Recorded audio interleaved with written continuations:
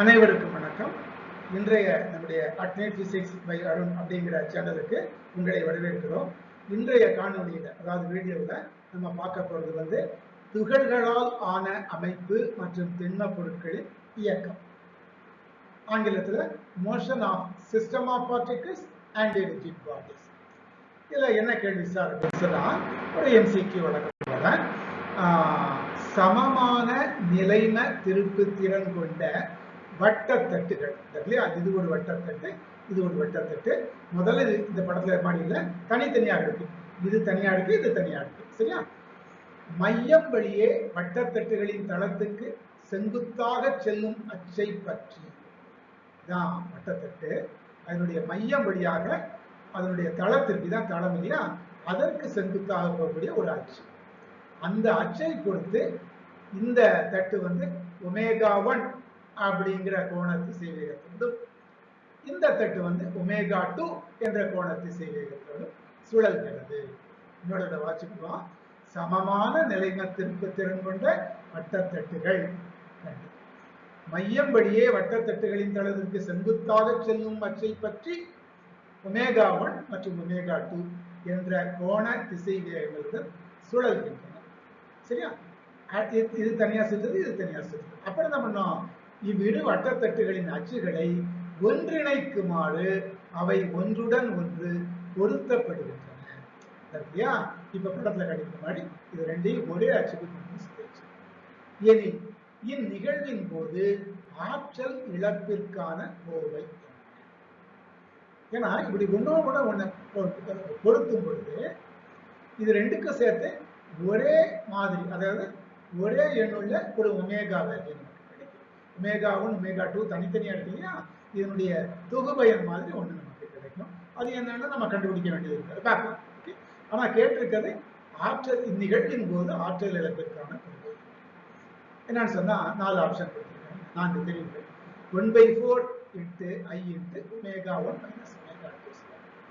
எல்லா ஆப்ஷன்லயும் பாத்தீங்கன்னா I × omega one minus omega two. இதுலயும் அதான் இருக்கு, இதுலயும் அதான் இருக்கு, இதுல இருக்கு. ஆனா இதுல 1/4, இதுல 1 இல்லை அப்படின்னா 1ன்னு அர்த்தம். இதுல 1/8, இதுல 1/8. இதில் எது சரியான விடை அப்படிங்கிறத நாம பார்க்க வேண்டும். பார்க்கலாமா? கோண உந்தமாறா விதியின்படி, ஆங்கிலத்துல law of conservation of angular momentum என்று சொல்றோம். ஒரு நிகழ்வுக்கு முந்தைய மொத்த கோண உந்தமும் நிகழ்வுக்கு பின்னால மொத்த கோண உந்தமும் சமமாக இருக்கும். முதல்ல இருந்தது L1 வச்சுக்குவோம், ரெண்டாவது இருக்கிறது L2 வச்சுக்குவோம். இந்த L1 L2 நம்ம கண்டுபிடிக்கணும். L1 எவ்வளவு சார்? முதல் தட்டுக்கு பொதுவாகவே கோண உந்தத்துக்கான ஃபார்முலா L = I ஒமேகா. அந்த அடிப்படையில் L1 பொறுத்த மட்டும் முதல் தட்டுக்கு I ஒமேகா, ரெண்டாவது தட்டுக்கு I omega two. Sir I1 I2 போட வேண்டாமா சார்? தேவையில்லை. ஏன்னா நமக்கு கணக்கிலே என்ன கொடுத்திருக்காங்க? சமமான நிலைம திருப்பு திறன் கொண்ட இரு வட்ட தட்டுகள். அப்படின்னா முதல் தட்டின் நிலைம திருப்பு திறன் சமம் இரண்டாம் தட்டின் நிலைம திறன் 2 I தான். என்னதான் நம்ம போட்டுருக்கோம். சரி சார், ஒமேகா1 முதலே கொடுத்திருக்கு இல்லையா, முதல் தட்டின் கோண திசைவேகம். ஒமேகா2 இரண்டாம் தட்டின் கோண திசைவேகம். சரிங்க சார். அடுத்து என்ன கண்டுபிடிக்கணும்? நிகழ்வுக்கு பின், அதாவது L2 அது எவ்வளவு? இப்ப அடுத்து நம்ம என்ன கண்டுபிடிக்கணும்? நிகழ்வுக்கு பிறகு, அதாவது ரெண்டையும் ஒட்ட வச்சிருக்கோம் இல்லையா, brought into contact. சரியா? அப்போ என்ன கோணம் அதாவது ஆங்குலர் மொமெண்டம் அது எவ்வளவு சார்? L2 = I + I.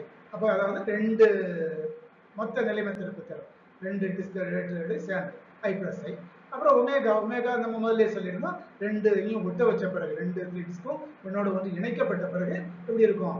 ஒரே காமன் கோண திசைவேகத்தோட தான் அது சுழலும். ஸோ I + I × ஒமேகா, அதாவது 2I ஒமேகா. நம்ம ஏற்கனவே சொல்லியிருக்கோம், கோண உந்தமாறா விதியின்படி L1 = L2. L1 எவ்வளவு சார்? போன ஸ்லைட்ல பார்த்தோம், I ஒமேகா1 + I ஒமேகா2. L2 எவ்வளவு சார்? 2I omega. அப்போ dividing through out by I, இந்த ஈக்குவேஷனை LHS RHS ரெண்டுலையுமே ஐயால வகுத்துட்டோம்னு சொன்னா ஒமேகா1 + ஒமேகா2 = 2.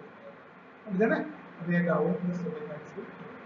இந்த 2 அந்த சைடு கொண்டு போயிட்டோம்னா ஒமேகா = அந்த பக்கம் வந்து 1/2 ஆயிடும். 2 வந்து அந்த சைடு பக்கம் 1/2 into omega 1 plus omega 2. சரியா? இப்போ ஒமேகா கண்டுபிடிச்சாச்சு. மொமெண்ட் ஆஃப் இனர்ஷியா I தெரியும். இப்போ இயக்க ஆற்றல், அதாவது ஒரு பொருள் வந்து சுழன்று கொண்டிருக்கும் பொழுது அந்த இயக்க ஆற்றல்.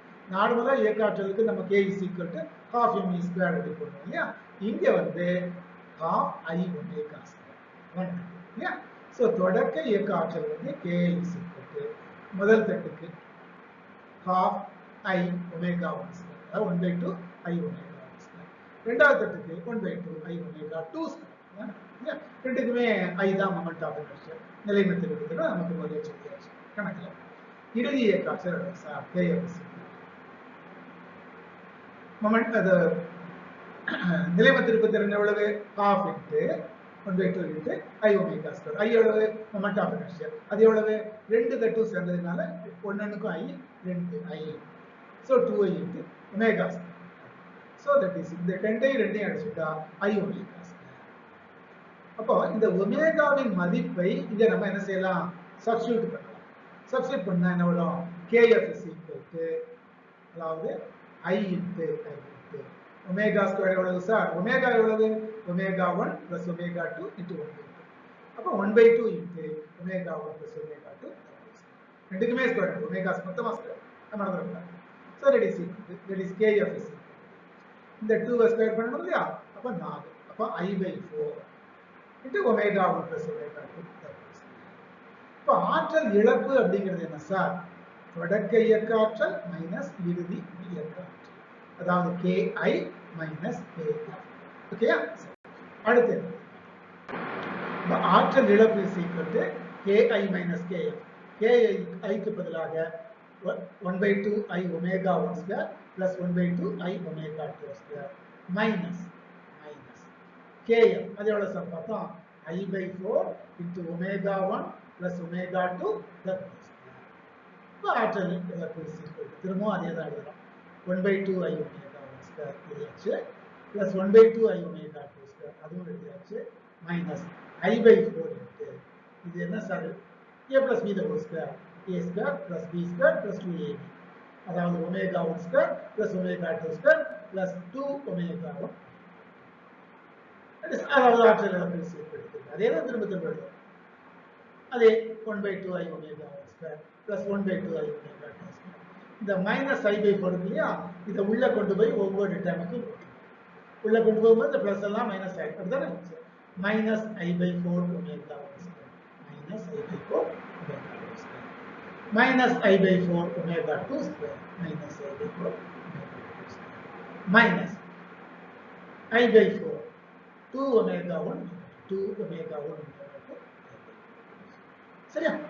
இதில் பார்த்தீங்கன்னா 1/2 I omega 1 square, இது 1/4 I omega 1 square மைனஸ், கரெக்டாக சொல்ல போனா இது 1/2 மடங்கு, இது 1/4 மடங்கு, அரை மைனஸ் கால், அப்போ 1/4 I omega 1 square. இதிலிருந்து இதை கழித்தால் 1/4 I omega 1 square. அதே மாதிரி இதில் இருந்து இதை கழித்தால் 1/4 I omega 2 square.